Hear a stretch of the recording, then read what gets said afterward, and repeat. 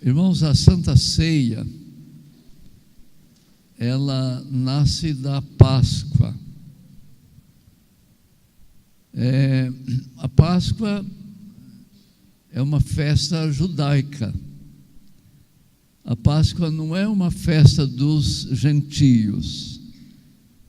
A Páscoa não foi dada para as outras nações. A Páscoa foi dada para Israel.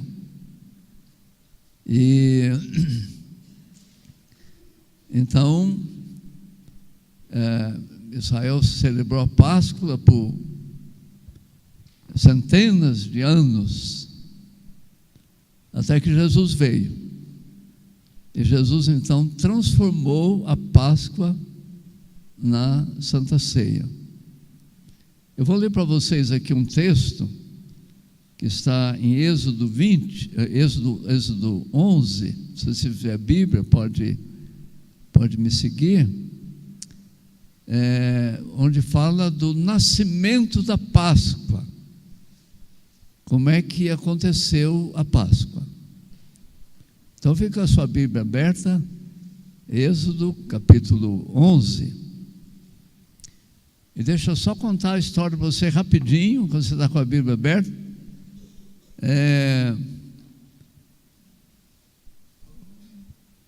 O que aconteceu aqui que está descrito aqui no capítulo 11 de Êxodo.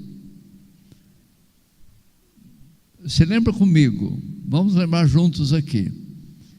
Você se lembra que Gênesis capítulo 12, Deus chamou um homem chamava Abrão, e falou para esse homem, falou assim: Abrão, você sai da sua terra, da sua parentela, você vai para uma terra que eu vou mostrar para você, e eu vou fazer de você uma grande nação.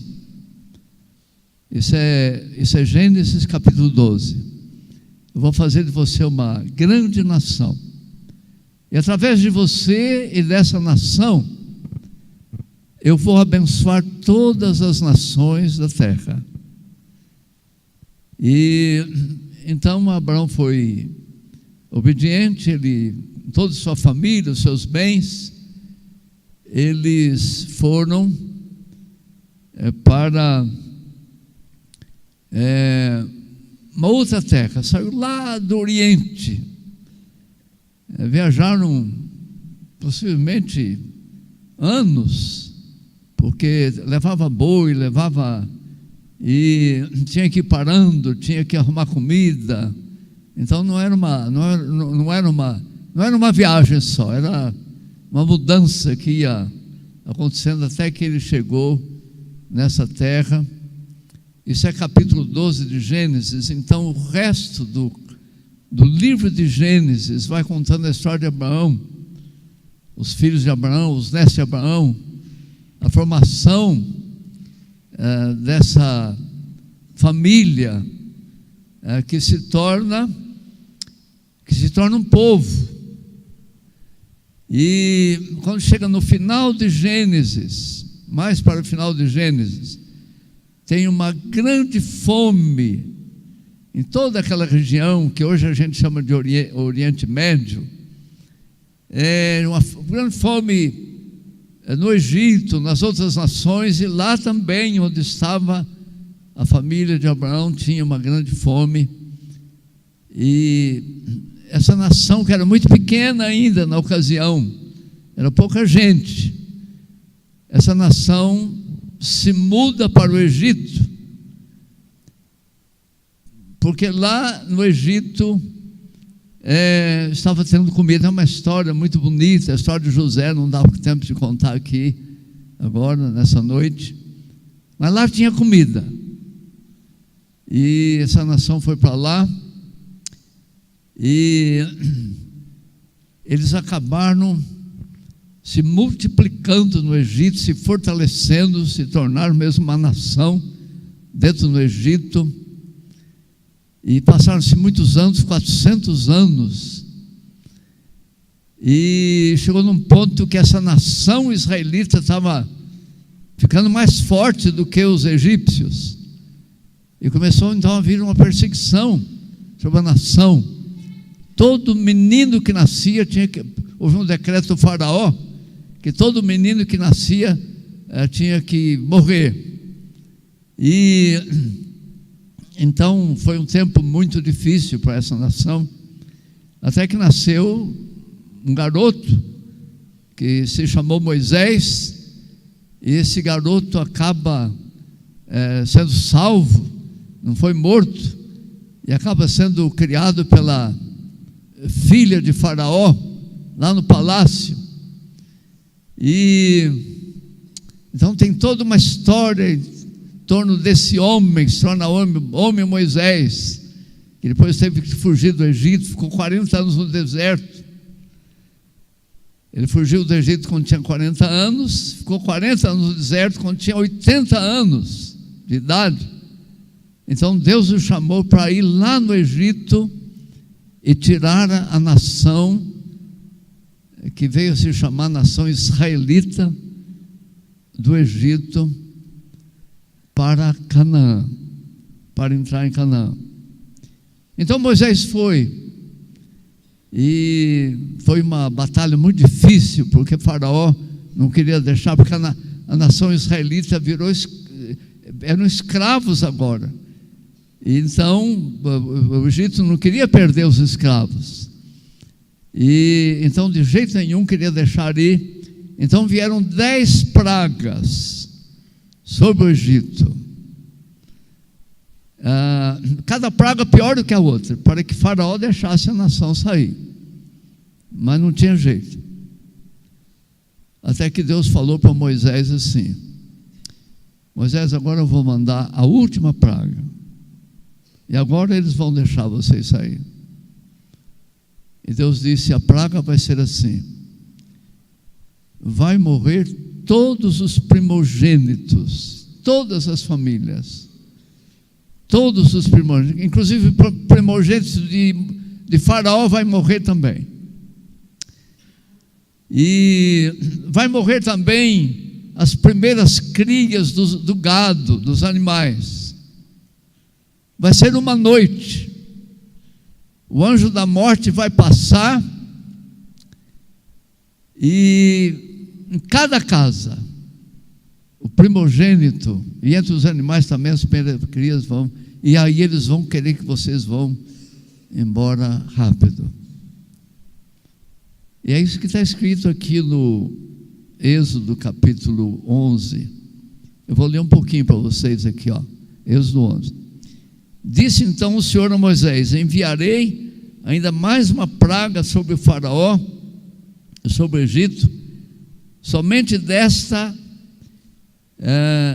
depois desta praga ele os deixará sair daqui, até os expulsará totalmente.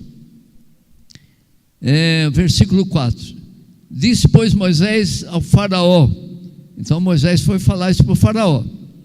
Ele falou para o Faraó: assim diz o Senhor, por volta da meia-noite, é Deus falando através de Moisés para o Faraó, por volta da meia-noite, passarei por todo o Egito, todos os primogênitos do Egito morrerão, desde o filho mais velho do Faraó, herdeiro do trono, até o filho mais velho da escrava que trabalha no moinho, e também todas as primeiras crias do gado. Haverá grande pranto em todo o Egito, como nunca houve antes, nem jamais haverá. Entre os israelitas, porém, nem sequer um cão latirá contra homem ou animal. Deus está dizendo, então, com os israelitas não vai acontecer nada. Os primogênitos não vão morrer, mas dos egípcios, todos os primogênitos vão morrer. E então, aí vem o capítulo 12, acho que na sua Bíblia está escrito em cima assim, a Páscoa. É isso o título aí do capítulo? A Páscoa. Aí nasce a Páscoa. Então, veja bem. O Senhor disse a Moisés, esse é capítulo 12, o Senhor disse a Moisés e a Arão no Egito: este deverá ser o primeiro mês do ano para vocês. E ali então nasce esse calendário judaico, que esse mês da Páscoa se torna o primeiro mês do ano. Versículo 2, 3, digam a toda a comunidade de Israel que no 10º dia deste mês, que é o primeiro do calendário judaico, digo a toda a comunidade de Israel que no 10º dia deste mês, todo homem deve separar um cordeiro ou um cabrito para a sua família, um para cada casa. E então Deus continua orientando como é que eles vão fazer isso. E se você continua lendo aqui, você vê que Deus falou: agora, de agora em diante, todos os anos, nesse primeiro mês, vocês vão fazer essa cerimônia.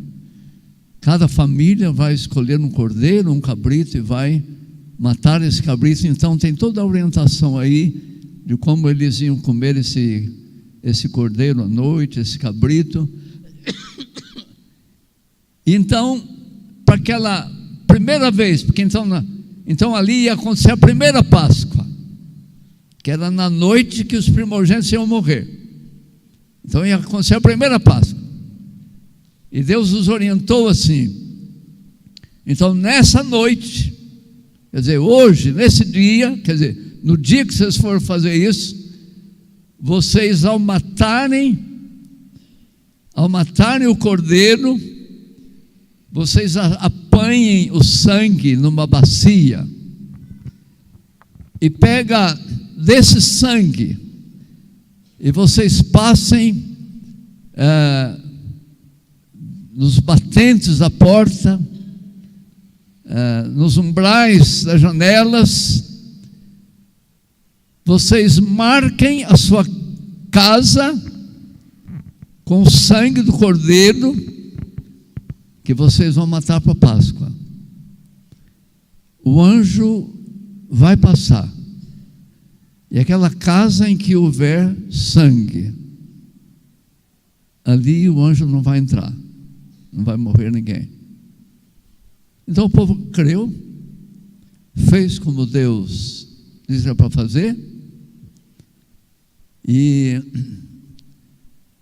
de fato naquela noite morreram todos os primogênitos do Egito. Foi uma mortandade.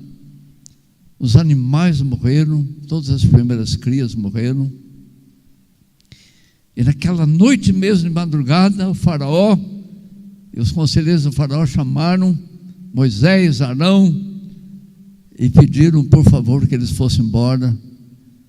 E então aí se dá a libertação do povo de Israel, que é libertado da escravidão do Egito, e esse povo agora toma rumo a Canaã, para a terra prometida.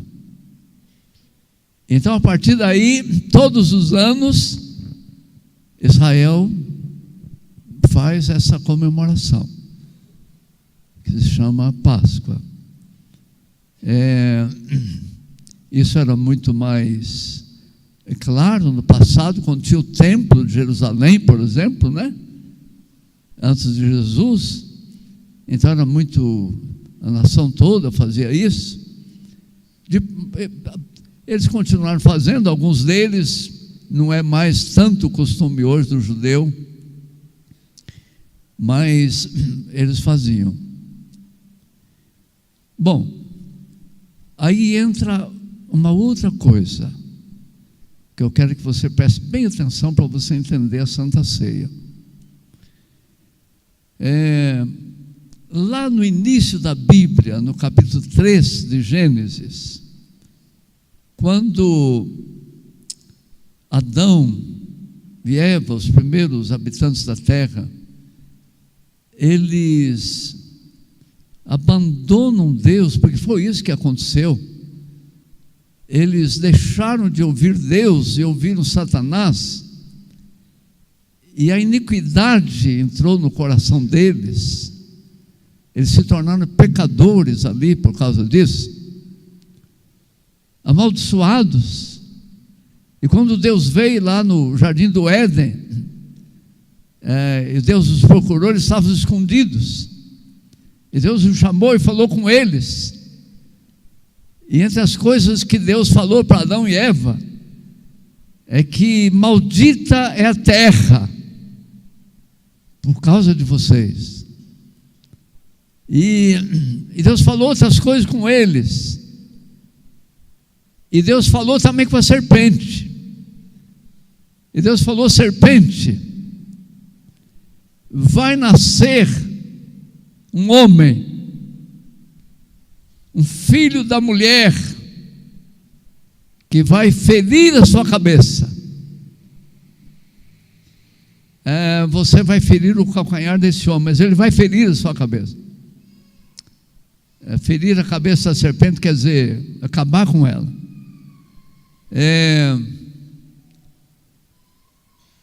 E ali, naquela palavra de Deus, nasceu, presta atenção para você entender, nasceu a promessa messiânica. Nasceu a promessa de que vem um Messias, que vem um Salvador.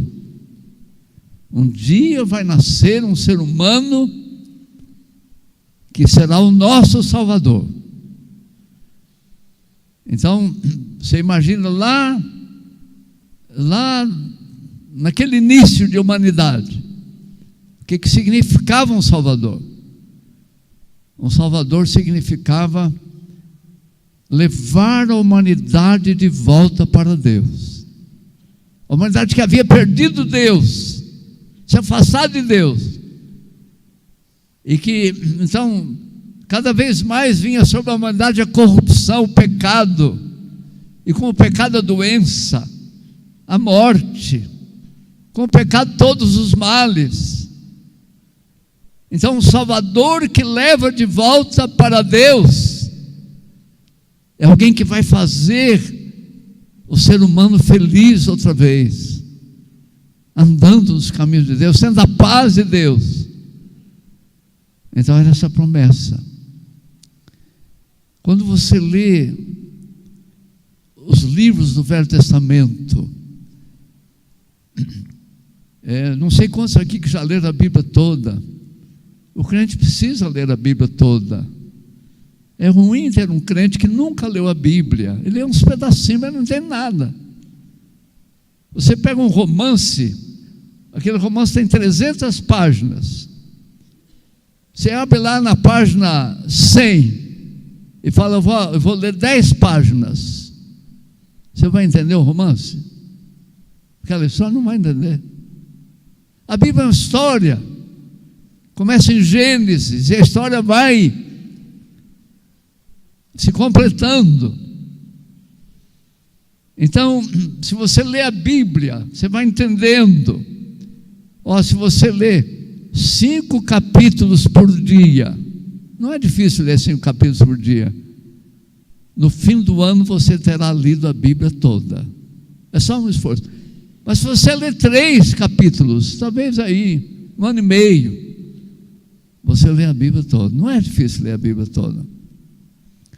Então, se você vai lendo a Bíblia, livro por livro, você vai vendo que essa promessa do Messias, o Messias que virá, esse Salvador, que vai nos levar de volta para Deus. Então, de muitas maneiras, essa promessa está espalhada nos livros, lá nos profetas. Alguns profetas chegaram a profetizar de maneira muito clara. Por exemplo, um profeta disse assim: o Messias vai nascer em Belém. Está escrito na Bíblia.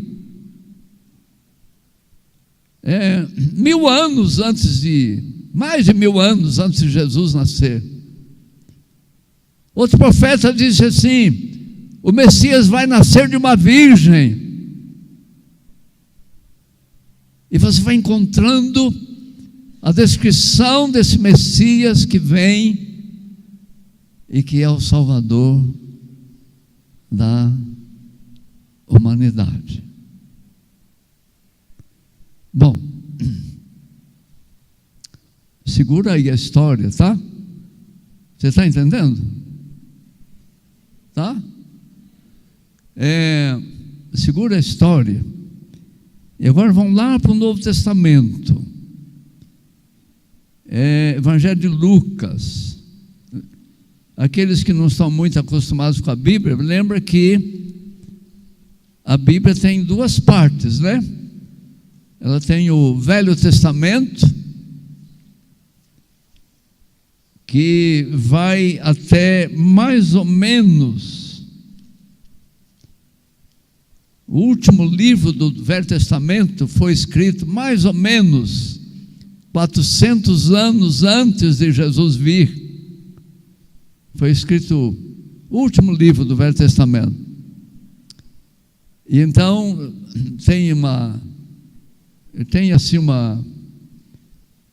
se diz assim, que houve 400 anos de silêncio de Deus. Desde o tempo de Abraão, Deus falando com a humanidade. Você vai lendo isso no Velho Testamento. Profetas e muitas maneiras. Mas então o último livro do Velho Testamento foi escrito e aí houve um silêncio. 4 séculos. Nenhum profeta. Ninguém. Foi um tempo de terrível escuridão sobre a terra. Então o Velho Testamento termina lá. E então depois tem o Novo Testamento. O Novo Testamento começa com um homem chamado, quem se lembra? João? Ninguém se lembra. O precursor de Jesus, como é que chamava? João Batista. Então, aparece um homem chamado João Batista,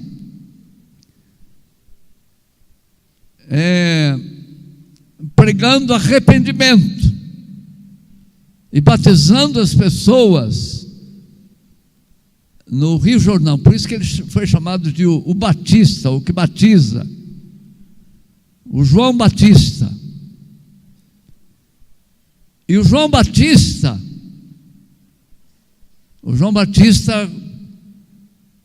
fazia 400 anos que não havia profeta. Então aparece esse profeta. E o João Batista começou a pregar assim para o povo: vocês se arrependam. Vocês se arrependam. E preparem o caminho do Senhor, porque Ele está chegando. Que Senhor que está chegando? O Messias. O Messias está chegando. O Salvador está chegando. E o povo começou a se arrepender. Ele ia batizando. Isso demorou um tempo, essa pregação de João Batista. Até que um dia João Batista viu um jovem. Era um jovem de 30 anos de idade, que foi lá também para ser batizado. Um jovem alto, musculoso, forte. E na medida que João Batista viu aquele jovem se aproximando, ele olhou para o jovem e falou para a multidão assim: olha, ele está chegando, é ele, é ele. E ele usou um termo muito significativo. Ele apontou para esse jovem e disse: ele é o Cordeiro de Deus que tira o pecado do mundo. Vamos falar bem forte? Vamos lá. Ele, vamos gente, vamos lá. Ele é o Cordeiro de Deus. Vocês estão muito fraquinhos, hein? Vamos falar mais forte? Vamos? 1, 2, 3. Ele é o Cordeiro de Deus que tira o pecado do mundo.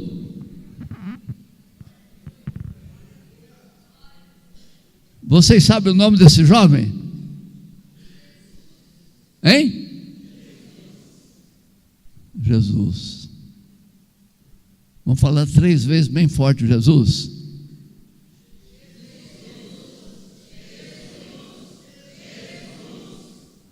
Misericórdia, só metade que falou. Vocês estão com frio?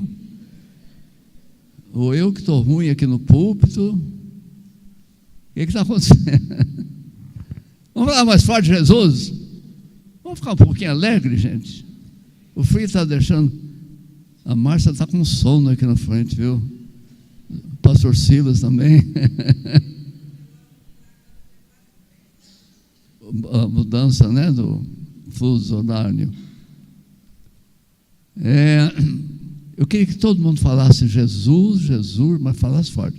1, 2, 3. Jesus,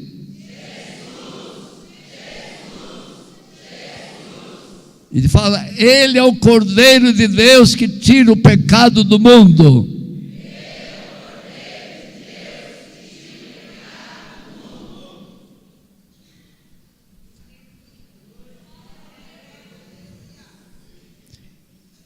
E esse pãozinho que está aqui simboliza o corpo, a carne desse jovem. E esse cálice simboliza o sangue dele, o Cordeiro de Deus que tira o pecado do mundo. A história que eu contei antes para vocês no Velho Testamento, tem um cordeiro na história? Tem ou não tem? O que era o cordeiro? Lá que eu li para você, lá em Gênesis, lá em Êxodo.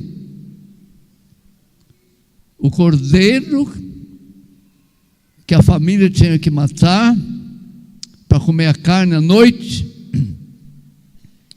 E o sangue ia para onde? Marcava a casa. E se a casa estivesse marcada, o que não ia acontecer? Não ia ter morte naquela casa. E a casa que não estivesse marcada, o que ia ter? Ia ter morte. Bom,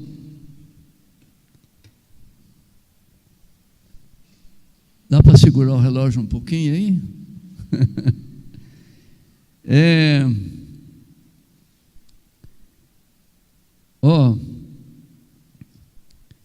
Lucas capítulo 22, Novo Testamento. A ceia do Senhor.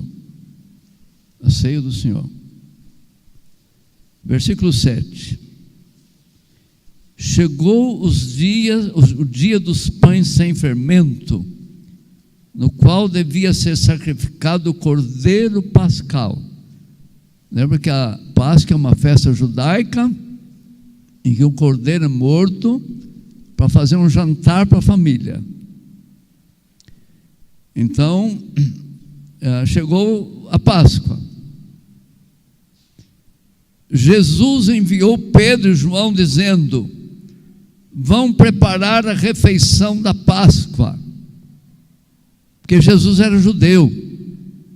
Pedro e João também eram judeus. Todos os apóstolos eram judeus.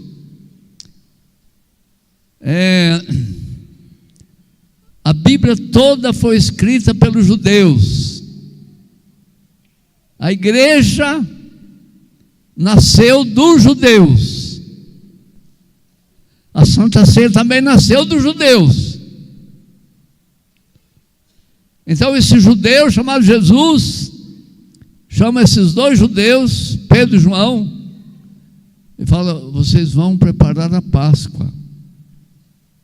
E aí Jesus deu umas instruções para eles. Eles foram preparar, foram para a cidade, arrumaram um lugar lá para fazer a Páscoa. Aquela noite, providenciaram o cordeiro, mataram o cordeiro. organizaram, assaram esse cordeiro, organizaram o jantar. Nesse jantar tinha o cordeiro assado, tinha pão, tinha vinho, tinha ervas amargas e podia ter algumas outras coisas nesse jantar. Então você vai lendo aqui capítulo 22, capítulo 22 de Lucas, ele vai explicando ali.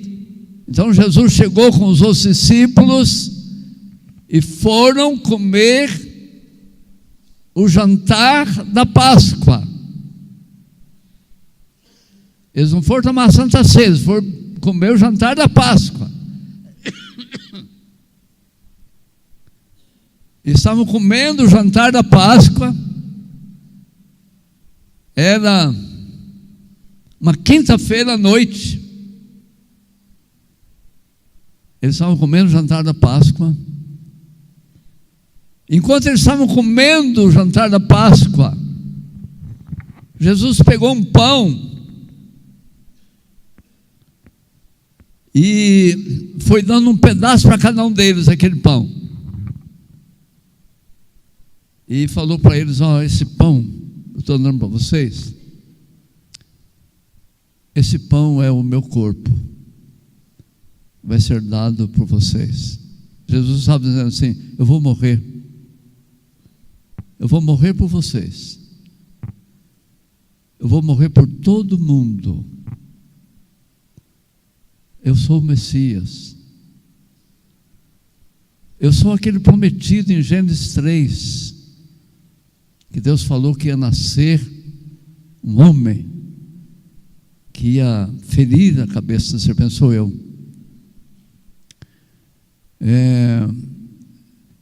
Eu estou dando a minha vida para a salvação de toda a humanidade.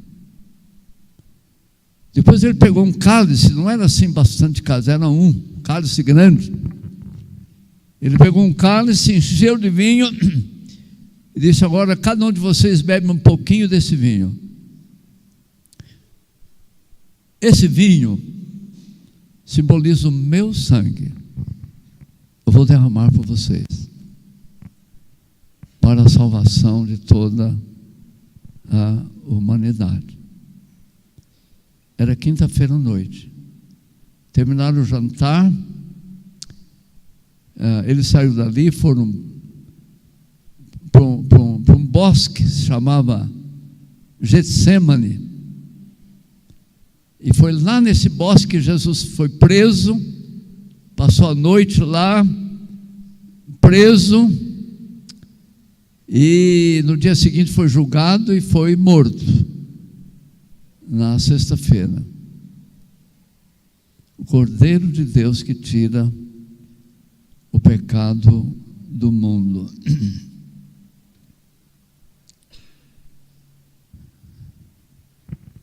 Deixa eu falar para vocês isso, olha. Esse Cordeiro de Deus que tira o pecado do mundo, que é um homem. Jesus tem duas naturezas, ele tem a natureza humana, o homem Jesus, o homem prometido desde Gênesis.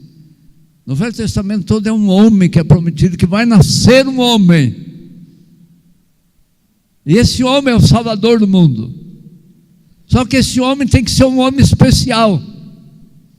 Não pode ser qualquer homem.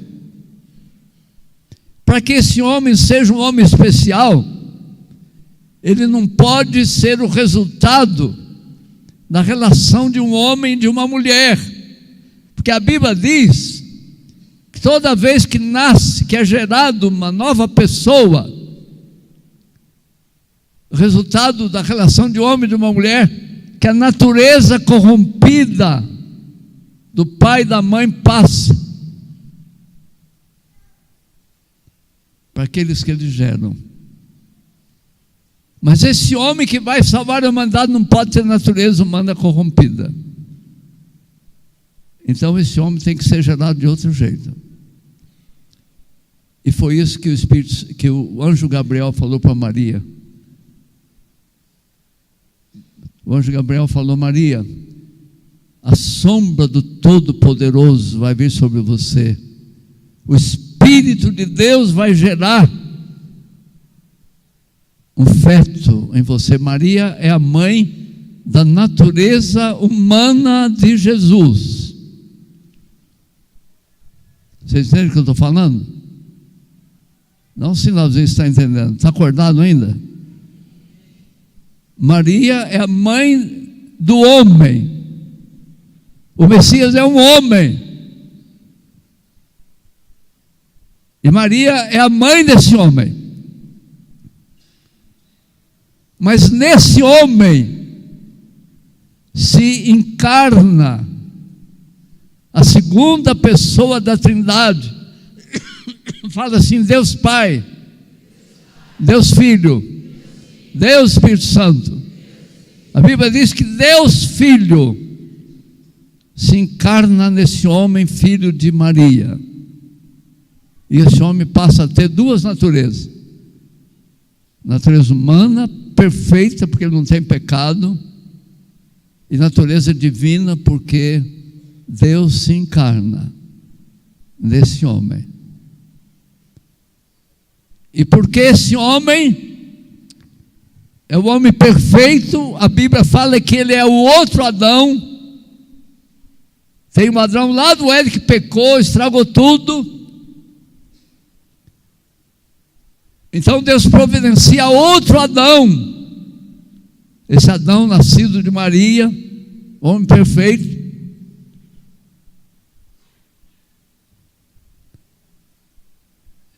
E porque ele é um homem perfeito, a sua vida, o dar a sua vida oferecida, é uma vida em que cabem todas as vidas que correm para Ele. Sabe que você entende isso que eu estou falando? Qual que era o sonho da humanidade? Um dia vai chegar o Messias, o Salvador, e Ele vai nos levar de volta para Deus. O Messias veio, deu a sua vida, e agora todos que correm para Ele, para o Messias, todos que o abraçam, todos que o aceitam, todos que o recebem, todos que recebem a vida dele, todos os que recebem o Espírito de Deus através dele, estes são colocados no caminho para Deus. É isso que a Bíblia chama de salvo. A Bíblia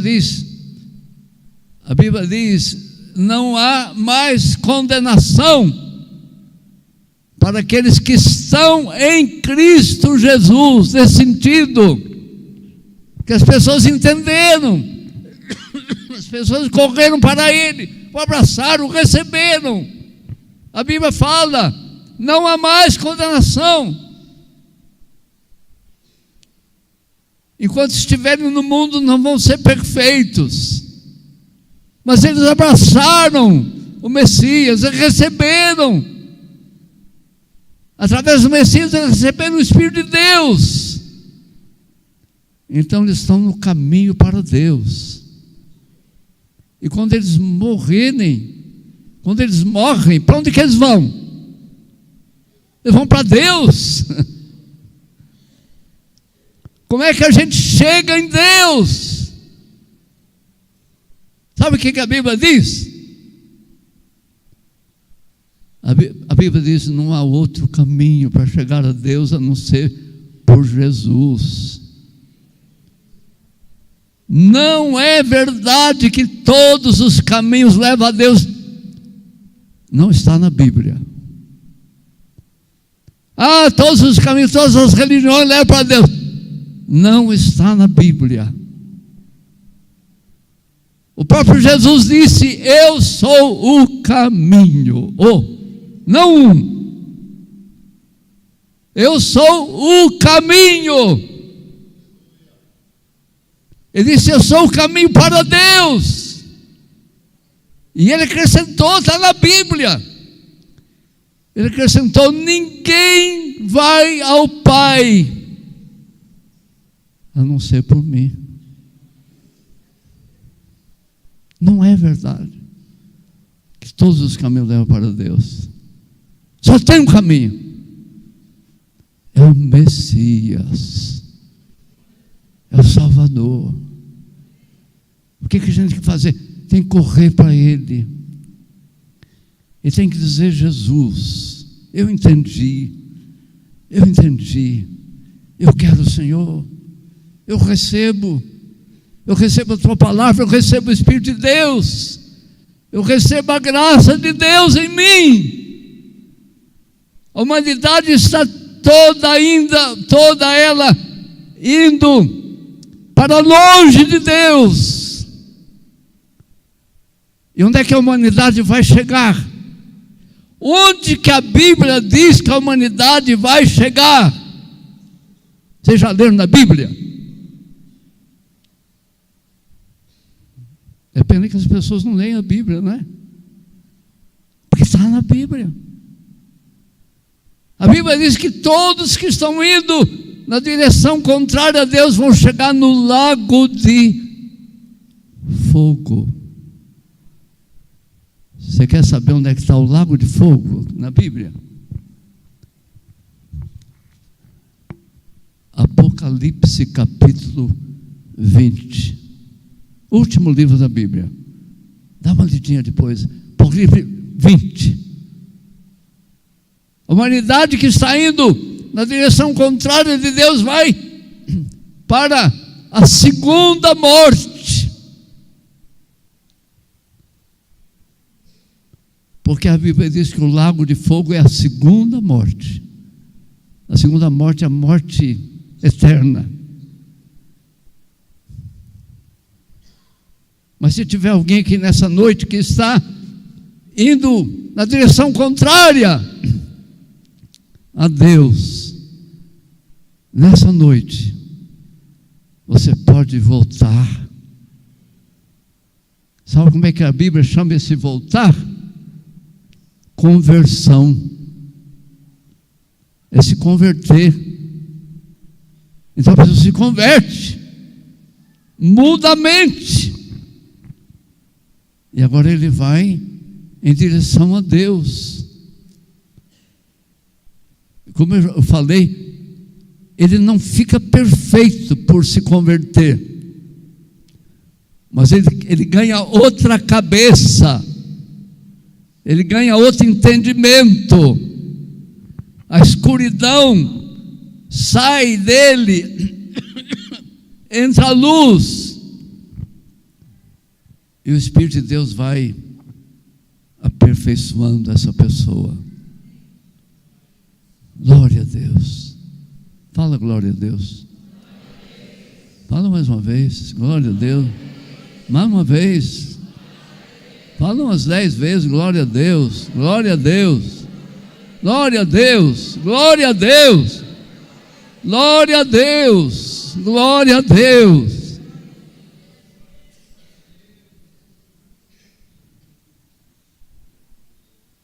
Essa mesa é tão simples, né? Assim, do ponto de vista material, não tem beleza nela.